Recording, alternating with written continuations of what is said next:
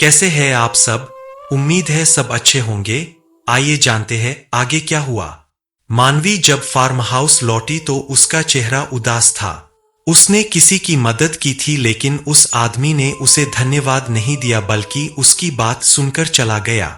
मानवी बार बार उस शख्स को याद करने की कोशिश कर रही थी लेकिन उसे उसकी आंखों के अलावा कुछ भी याद नहीं आ रहा था। उसने स्वयं से कहा कि वह कितना अहंकारी व्यक्ति था।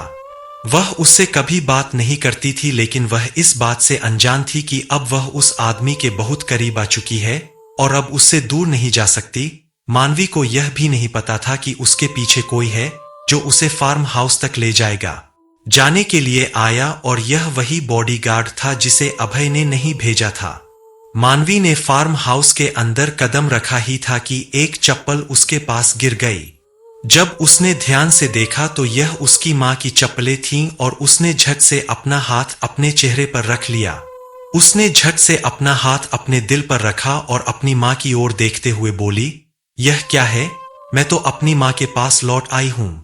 ऊपर से उसकी मां पिछले आधे घंटे से गुस्से में कहती है, मैं आपका इंतजार कर रहा हूं, आप 10 मिनट में आने वाले थे, अब आप मां को बता नहीं सकते थे कि वह कुछ तोड़कर आई है।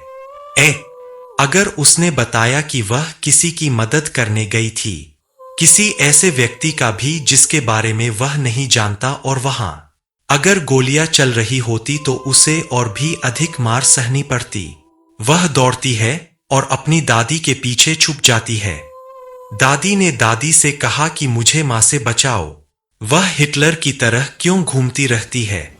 वह हमेशा मेरे पीछे रहती है, यह मासूम बच्ची। मानवी की बात सुनकर उसकी दादी धीरे से कहती है, ये बात इससे तो अच्छा है कि तुम शरारत करो और मेरे पीछे छिपकर मुझे बहकाओ। तुम्हारी मां पूरी हिटलर है, वह भी मुझे नहीं रोकेगी। सुबह मुझे मिलने वाली मीठी चाय का कप भी बंद हो जाएगा।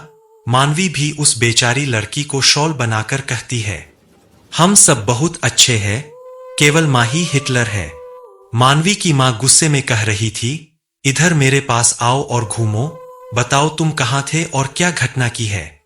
आपका दुपट्टा आपके चेहरे से गायब हो सकता है। आपसे कितनी बार कहा गया है कि बिना स्कार्फ के आपका चेहरा किसी को दिखाई देगा। यह मत दिखाओ कि तुम मेरी बात क्यों नहीं समझते।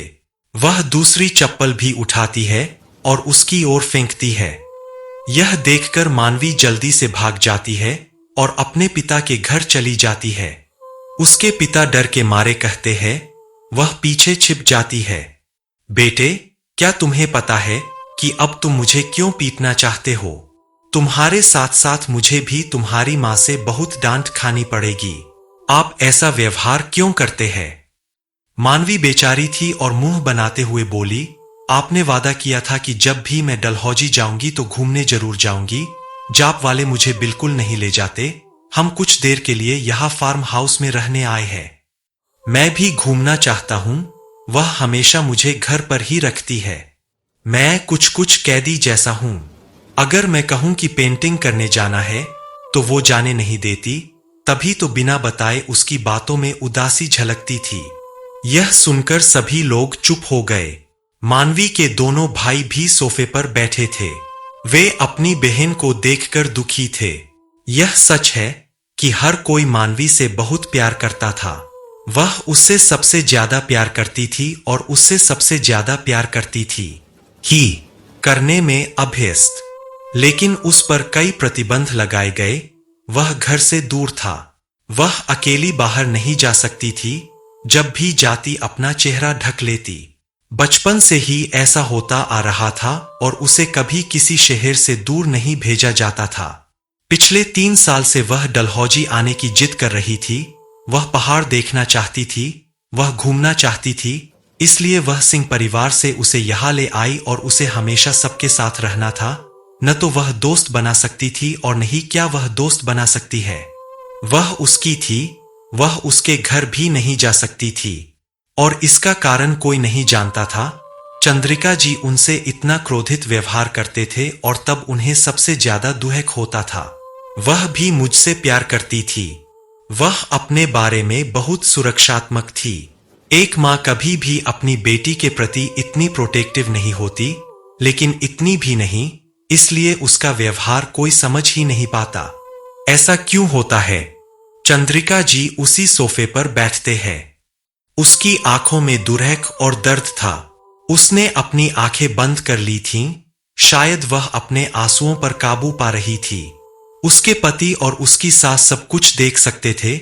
वे असहाय थे। वे अपने बच्चों के सामने पुराने अतीत में नहीं जा सकते, इसलिए उन्होंने बात को घुमा दिया और कहा, मानवी, तुम्हें अपनी माँ की बात माननी चाहिए। वह आप सभी के साथ बहुत प्यार से व्यवहार करती है। वह बहुत गुस्सैल व्यवहार करती है। और अगर तुम्हें जाना ही है तो किसी को अपने साथ ले जाना। बेटा, यह दुनिया अच्छी नहीं है। तुम बहुत खूबसूरत हो, इसलिए हम डरते हैं। मानवी मासूम चेहरा बनाकर कहती है, ठीक है, मुझे माफ कर दो, लेकिन अगली बार मैं किसी को ले जाऊंगी।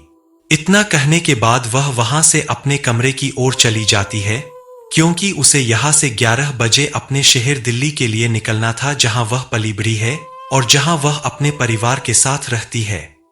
और आश्चर्य की बात तो यह थी कि उसने इस शहर को अपना भी नहीं समझा। उसे लगा कि वह किसी अनजान शहर में रहती है।